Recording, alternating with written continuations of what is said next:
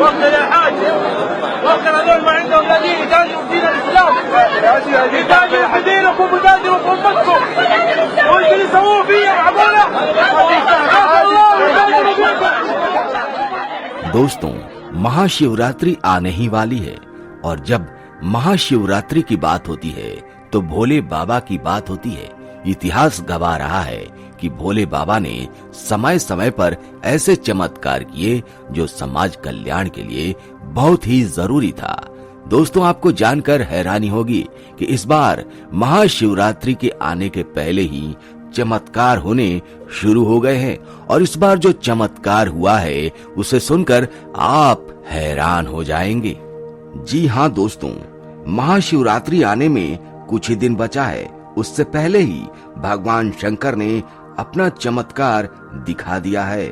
काबा, जी हाँ, मुसलमानों का वो शहर जहाँ वो टेकते हैं अपना माथा, वहीं पर महाज्योतिर्लिंग अपने आप प्रकट हुआ है, जो पूरे विश्व भर में एक चमत्कार माना जा रहा है, जिसे देखकर मुसलमान हैरान है। पूरे इस्लामिक देश भय से कांप रहे हैं।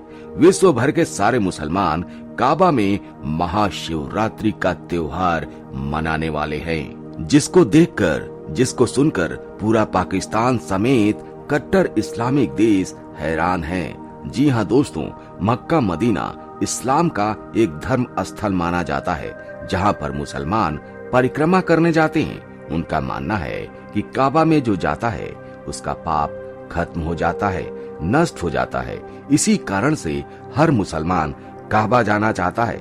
लेकिन दोस्तों, हिंदुओं का मानना है कि काबा में भगवान शंकर का वास है और अगर इतिहासकारों की मानी जाए तो काबा अरब का प्राचीन मंदिर है जो मक्का शहर में है। विक्रम की प्रथम शताब्दी के आरंभ में रोम के इतिहास लेखक धौद्रस सलस लिखता है कि यहाँ इस देश में एक मंदिर है जो अरबियों का अत्यंत पूजनीय स्थल है। इस कथन से इस बात को बल मिलता है कि काबा और भगवान शिव का कोई न कोई प्राचीन जुड़ाव जरूर रहा है। आज पूरा विश्व काबा के सच को जानने को उत्सुक है, किंतु वर्तमान परिदृश्य में काबा में गैर इस्लामिक या यूं कहें कि गैर मुस्लिमों का जाना प्रतिबंधित है। इस कारण काबा के अंदर क्या है और इसके पीछे का सच क्या है, इसका खुलासा आज तक नहीं हो पाया है।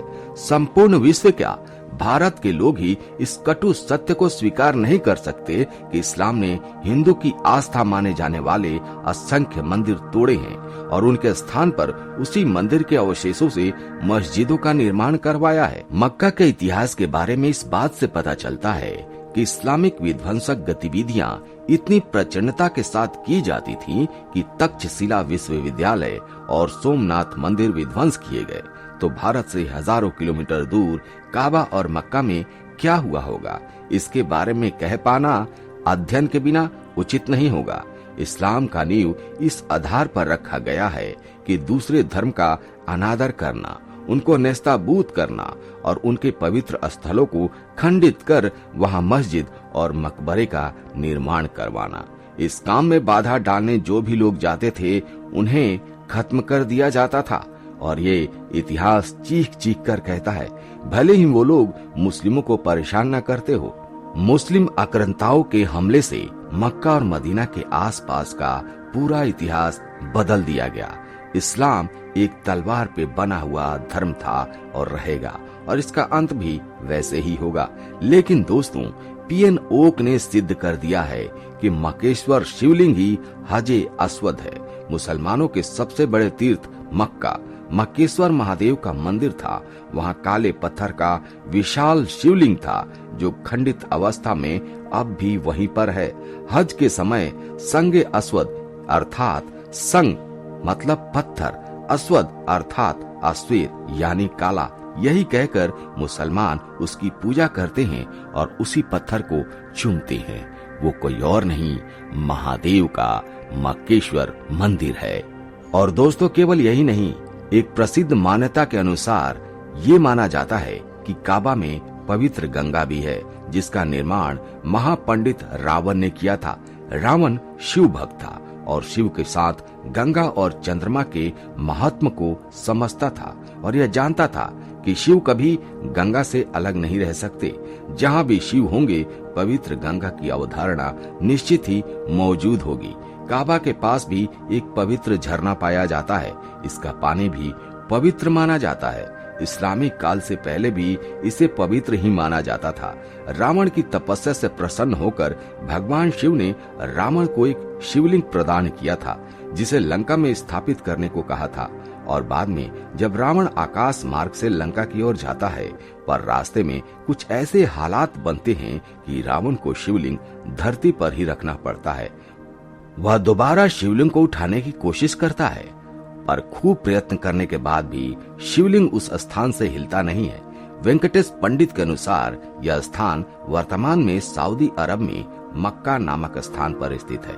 सऊदी अरब के पास ही यमन नामक राज्य भी है, जहां भगवान श्री कृष्ण ने काल यमन नामक राक्षस का विनाश किया था, जिसका जिक्र श्रीमद् भगवत पुराण में भी आता है।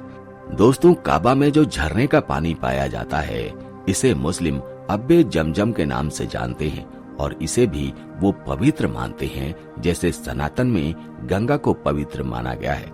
और इतने सारे साक्ष्य हैं, तो दोस्तों आपका क्या कहना है? क्या ये मक्केश्वर महादेव का शिवलिंग नहीं है? क्या ये मक्केश्वर महादेव का मंदिर नहीं है? आखिर क्या है काबा?